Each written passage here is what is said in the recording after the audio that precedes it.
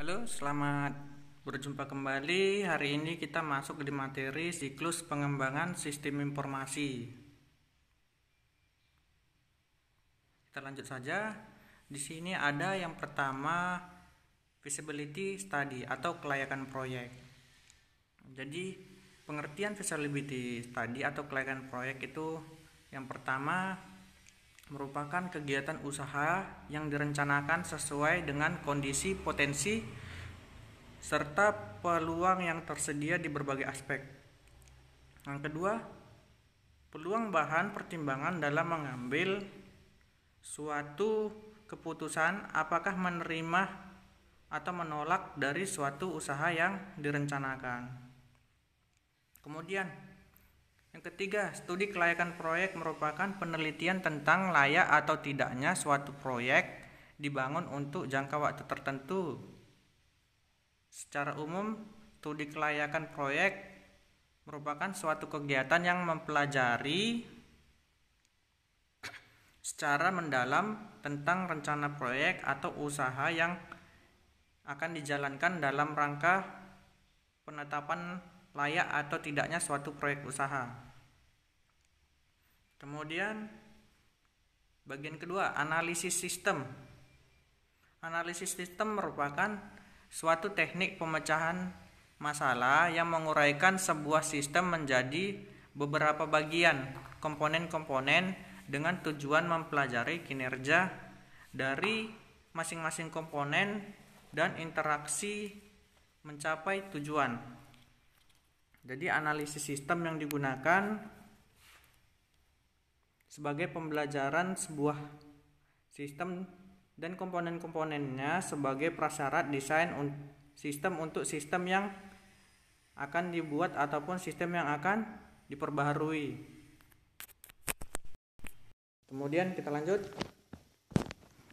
Pendekatan analisis sistem. Beberapa pendekatan analisis sistem yang pertama adalah informasi engineering atau IE. Nanti bisa kalian baca. Di sini IE adalah sebuah teknik yang terpusat pada data tetapi berhubungan erat dengan proses. Kemudian yang kedua, struktur analis merupakan teknik yang berpusat pada proses yang digunakan untuk menganalisis sistem yang ada atau mengidentifikasi persyaratan-persyaratan bisnis untuk sebuah sistem baru atau keduanya.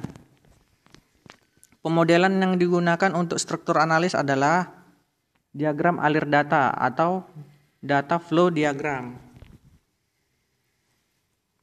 Jadi pendekatan ketiga yaitu discovery prototyping, yaitu sebuah teknik yang digunakan untuk mengidentifikasi prasyarat-prasyarat bisnis pengguna dengan membuat para pengguna berinteraksi pada implementasi quick dan dirty. Kita lanjut. Yang keempat, Object Oriented Analysis atau OOA atau analisis berorientasi objek merupakan suatu teknik yang mengintegrasikan data dan proses kedalaman konstruksi yang disebut objek.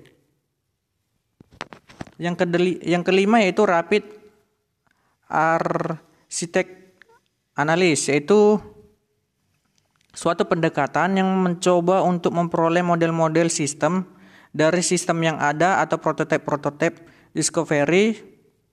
Pemodelan yang digunakan untuk ini adalah teknologi reverse engineering. Kemudian pendekatan analisis model driven. Analisis terstruktur, teknik informasi, dan analisis berorientasi objek adalah contoh dari model driven ini.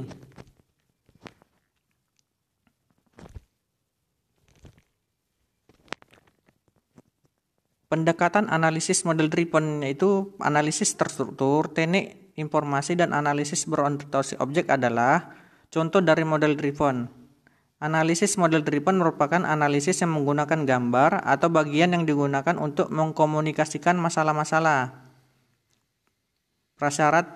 persyaratan dan solusi-solusi bisnis. Contohnya flowchart bagian terstruktur atau hierarki, dan struktur organisasi. Pendekatan model driven dapat digambarkan. Yang kelima, fase pengembangan sistem. Adapun tahapan pengembangan terdiri dari yang pertama software konsep. Jadi pada tahapan ini dilakukan yang pertama kali dokumen konsep atau konsep dokumen, yang kedua statement dari pekerjaan, yang ketiga piagam proyek, yang keempat RFP dan proposal. Kemudian yang kedua rekrutmen, menentukan kebutuhan sistem. Jadi pada tahapan ini dilakukan kegiatan.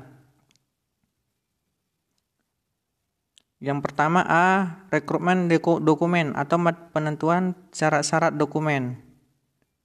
Yang B, work breakdown struktur, yaitu pembuatan struktur uraian pekerjaan. Yang ketiga, analis, menganalisa sistem yang dirancang. Pada tahapan ini yang dilakukan untuk pembuatannya yaitu spesifikasi fungsional. Yang kedua, diagram hubung entity. Yang ketiga, diagram alir data. Yang keempat, desain atau mendesain sistem. Pada tahapan ini yang perlu dilakukan yaitu yang pertama, spesifikasi desain terinci. Yang kedua, pembuatan diagram objek. Yang ketiga, data terinci. Kemudian yang kelima, coding and the book. Jadi pada tahapan ini perlu dilakukan yang pertama, coding standar atau patokan-patokan standar dari listing. Yang kedua, working code, pengkodean pekerjaan. Yang ketiga, unit test atau pengujian unit. Yang keenam, sistem testing atau pengujian sistem. Jadi tahapan ini yang pertama, modul-modul yang terintegrasi. Yang kedua, pengujian aplikasi. Yang ketiga, mengakhiri tahapan uji penerimaan. Kemudian yang ketujuh, development and maintenance.